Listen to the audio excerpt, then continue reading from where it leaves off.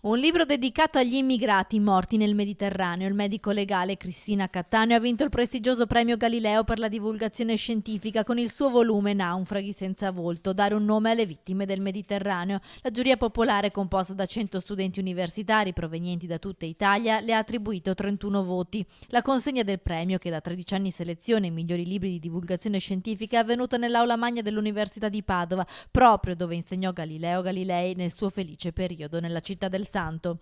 I morti stessi sono importanti e deve essere riconosciuta la loro vita, quello che hanno rischiato. Le posso dire che vedere morti stratificati uno sull'altro, adolescenti, parla in maniera diversa che sentire il racconto da un vivo, perché ovviamente vedi l'esito del rischio peggiore che hanno corso.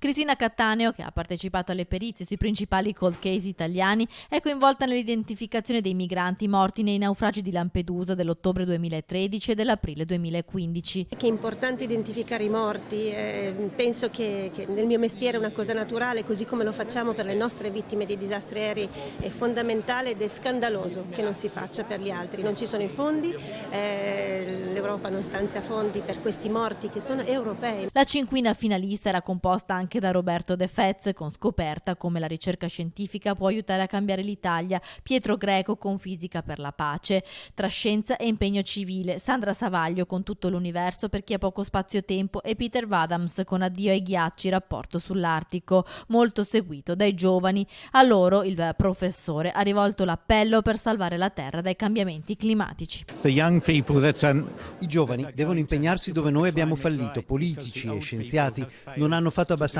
quindi i giovani devono concentrarsi sull'urgenza di intervenire per frenare i cambiamenti climatici. Stress the urgency of dealing with climate change